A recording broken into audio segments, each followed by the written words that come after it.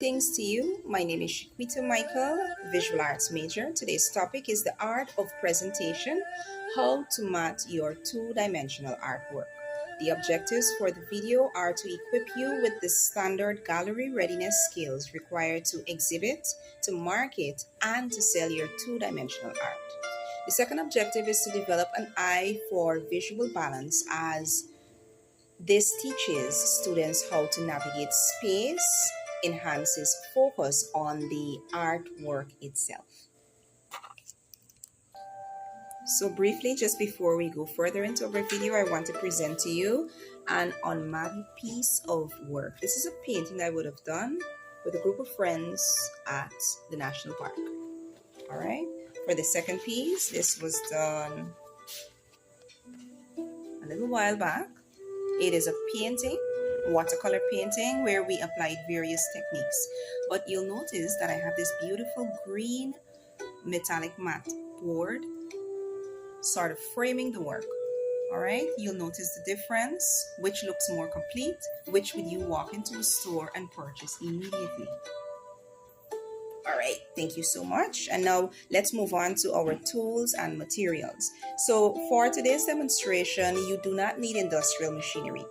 What you will need are the following.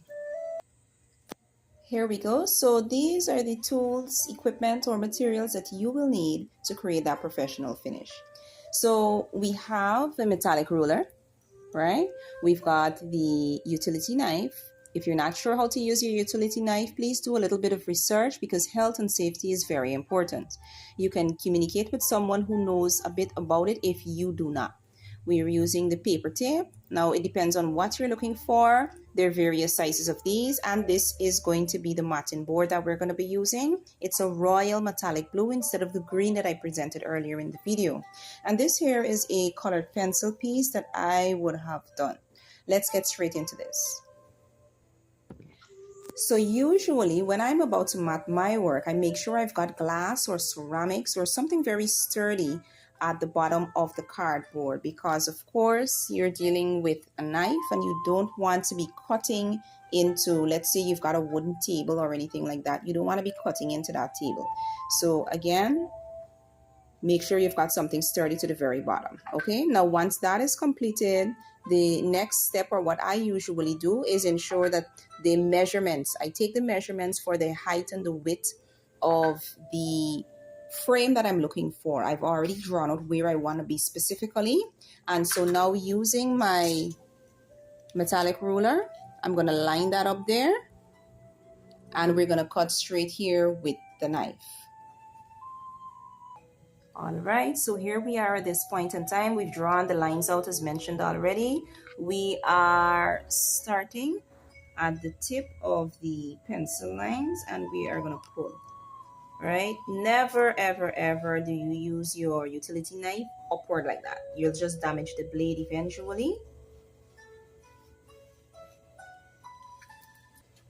That's the cardboard, and this is the line that we would have just created, right?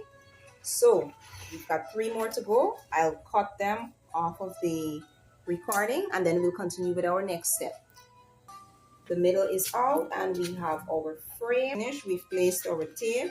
We are going to put that right in front of us here at this point in time. We then take our frame.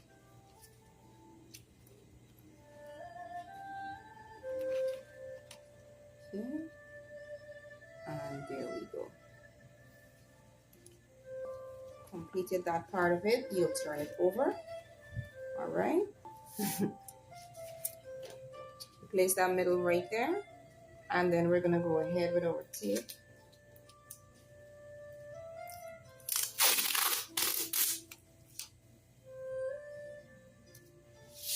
There you go. All right, so once you're finished here, you can go ahead and you clean up your edges just to make sure the back looks really neat and tidy as well too. This can be done with your ruler. You just make sure you've aligned correctly with the rest of the tape. You don't press down too hard because you're not looking to tear anything. And once that is finished, voila, here you go. You've got a matted piece of two-dimensional artwork ready for